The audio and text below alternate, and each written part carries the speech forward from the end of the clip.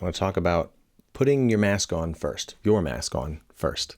That that line when you're on a plane and you see in the little safety card that if you're a parent with a kid that you should put on your oxygen mask before you take the time to help your child put their oxygen mask on. And in that context, it's just to prevent a scenario where maybe you're working to put the mask on your child and in the meantime you pass out from a lack of oxygen and then you both don't make it, right? Whereas if you get your mask on, even if your child passes out, you can still get their mask on and theoretically get them back. Anyway, I wanted to talk about that as a theme because I think it's so relevant here in this endeavor of mine to help myself and help other dads be better dads and to get better outcomes. And considering the stakes are so high, I want to talk about like what do you really need to focus on to make a meaningful impact to those ends. And putting your own mask on in this sense, I view that as being like, hey, what can I do to make myself more capable and more emotionally complete or intelligent such that my natural way of being just makes everything else work better. And I'm thinking mostly right now about the emotional component of that, where if I have emotional hangups, and I'm just going to, name some, they may or may not be true. If I'm anxious, let's say, that's not really an emotional hang-up, but if I am anxious, that will affect the others in my family.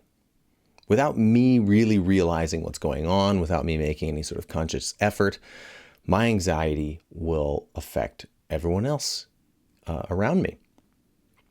And so if I worked on myself to make myself less anxious, and if I succeeded in that, then I would have also succeeded in making everyone in my family less anxious. And that's a huge win. And I think it'd be better than, say, keeping my own anxiety, but working really hard to reduce the anxiety of everyone else in my family. It's kind of a backwards way of going about it.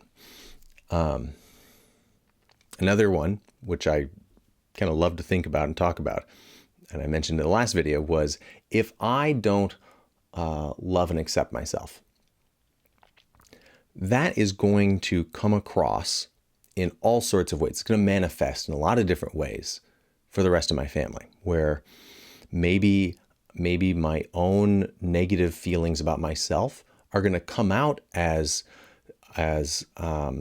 critical negative emotions towards others.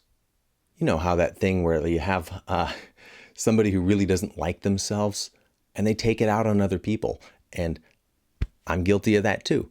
It's just I think that's normal in a sense.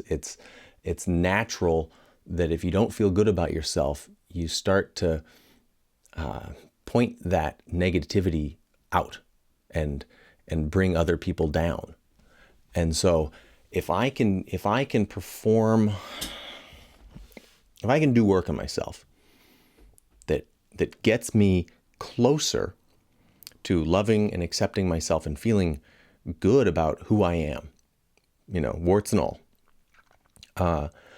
then that is going to pay dividends on how I subconsciously interface with everyone else.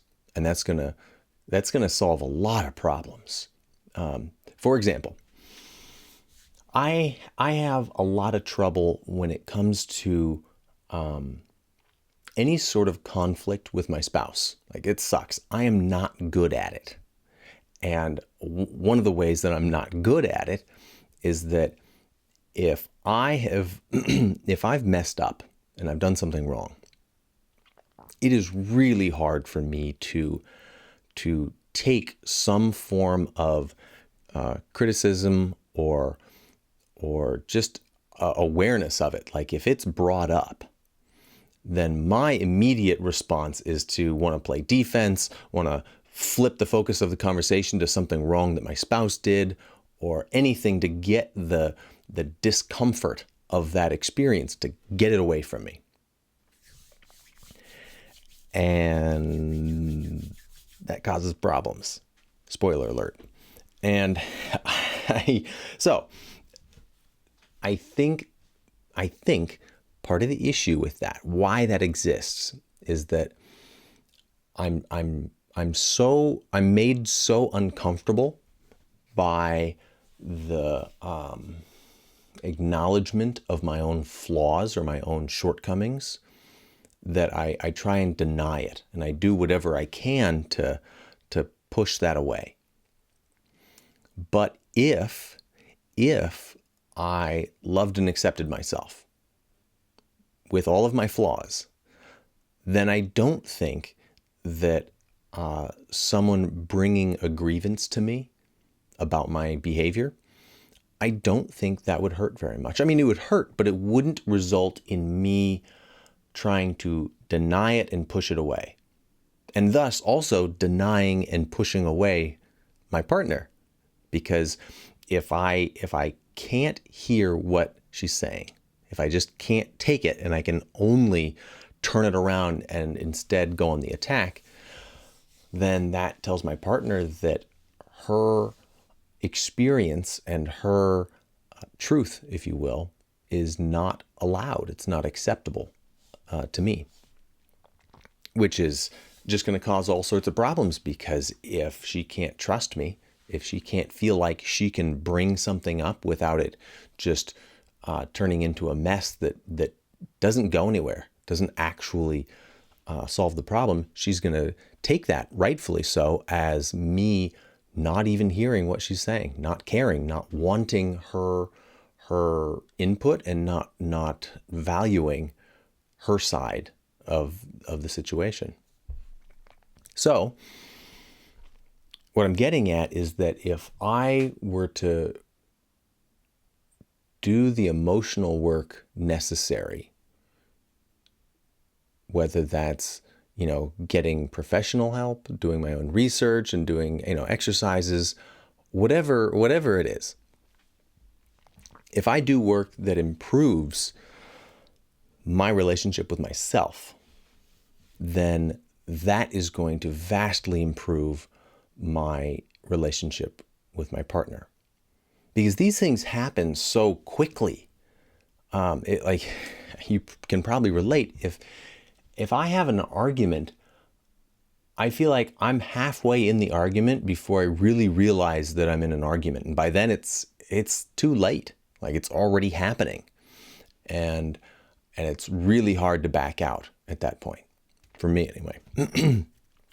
And so what I'm saying is that the subconscious nature of it is really important, because I can't just rely on my conscious ability to catch myself before I've gone on the offense and done something in an argument that causes problems, right? I need to be better on a subconscious level so that my natural instinctual reactions are more productive and more understanding and more humble and all of that. Now, I'm not saying that a conscious effort is not valuable. I think it does have value, and it's almost certainly necessary, especially early on, where I'm trying to change. That's a big part of it. But I also recognize, in the spirit of this putting my own mask on first, that work done on myself to make me a more emotionally intelligent adult and less of a child, that is where the real payoff comes from. That's my guess. That's my guess. And the cool thing about being a parent is I get to see my own child develop emotionally.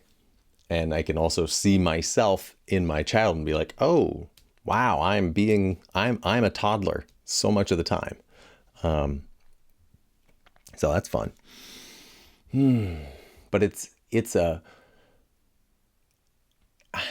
I don't know if this is exactly true, but I want to say it. It's a noble thing to work on yourself and to improve yourself. I really do think that, because it means that if I improve myself, I will naturally do more good. I will put more good out into the universe the better I am. So I give myself permission to work on myself. It's not selfish, and it's really helpful. And I feel like the sooner I do it, the more good that I can do, the more time that I have with those beneficial changes to live life in a better way. And so that's cool. That's exciting. And yeah, so put your mask on first. Put your mask on first. Gotta get the emphasis right. I don't know why I keep messing that up. Okay, that's it. I promise I'll have some more structured videos soon. But for now, just winging it. Okay, thank you. And I'll see you in the next one.